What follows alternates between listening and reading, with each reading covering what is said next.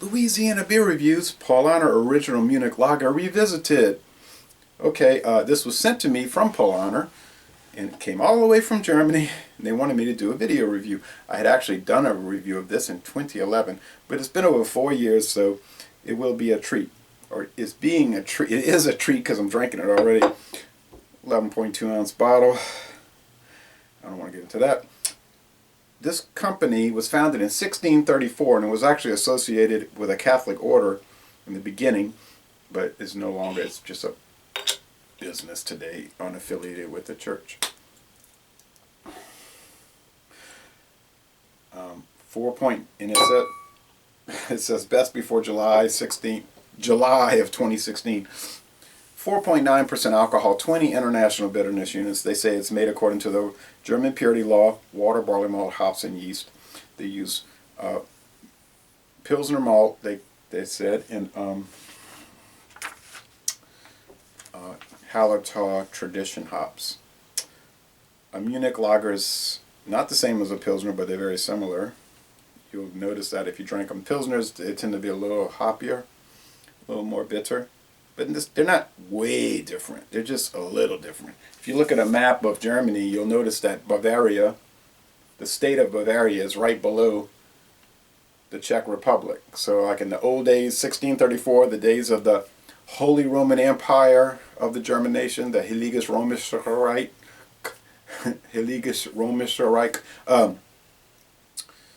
they were in the same empire at that time, and it was the Kingdom of Bohemia up there, and the Principality of Bavaria. And after 1815, when they restarted it up as the German Confederation, it was still the Kingdom of Bohemia, and it was the Kingdom of Bavaria.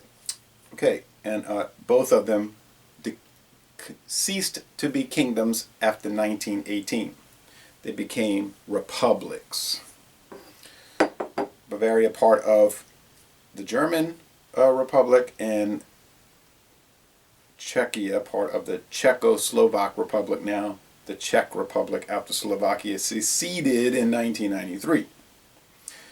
All for the history lesson. This beer, and someone said on Facebook, well, that's no detriment to Paulaner if they send you beers to review because everything they make is delicious. Or he said an A. I said, yeah, I know. So it's like free advertising. Now, I doubt Camo's going to send me anything. So there's no benefit to them to send me Camo Silver Ice so I can sling it against the fence and curse it and damn it and talk about how horrible it is.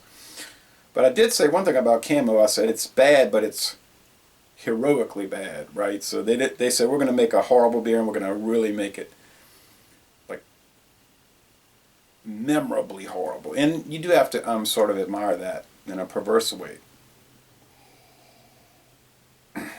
It's grassy, it's sweet, biscuity, barley malt.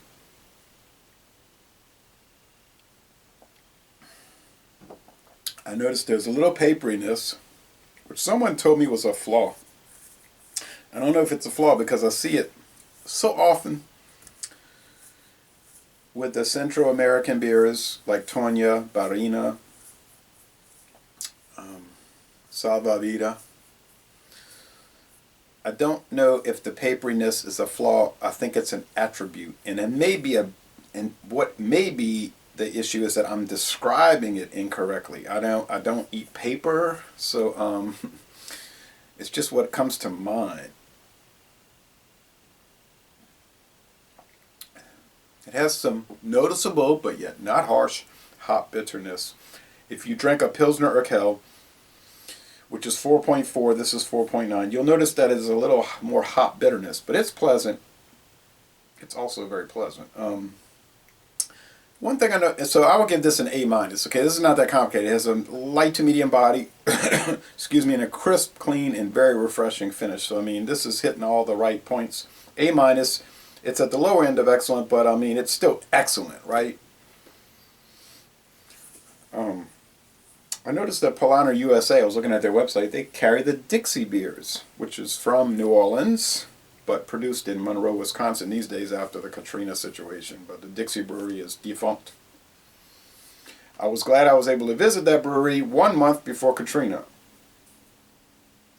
It was in July, but it may have, yeah, it was about 1 month before Katrina, and I got to look around, and it was very, excuse me, old and decrepit, and those people were so underfunded. The guy told me, the brewmaster said, if a part breaks in the brewery, if a part of a machine breaks, we can't order the part. We have to have it made, because their parts really literally went back to 1907, but that's off the subject. But anyway, this tastes way different than Dixie. If you get Dixie beer, 4.5%, drink it. You'll notice some very interesting characteristics with that beer. Back to this. Thank you, Paulaner. Thank you, Sarah, the media person, the media contact with Paulaner, for sending this to me. They sent me a beautiful color copied fact sheet for each of the beers. They also sent me the Salvator, and the Hefeweizen. And yes, I've had them before. But oh well, what the heck? I can make videos of some sort of configuration. Why not? But maybe I'll give those as gifts, because also, but I am going to make the videos. They didn't send those to me so I can give gifts to people. But oh yeah, and the Oktoberfest Marzen they sent me. I just did the Oktoberfest Marzen. This is the third thing I've gotten. They sent me. Paulaner also handles Hack Up Shore, which I got. They handle Fuller's. I got the Fuller's Vintage Ale. That was great. Who wouldn't want to get Fuller's Vintage Ale? And they sent these little gift tags. Oh, those are in the 6-pack in the cabinet. But they sent little gift, like, tags you can hang on the bottleneck, and it says to and from. That's pretty cool. It's a cool company. Laissez les bon temps rouler. Enjoyable.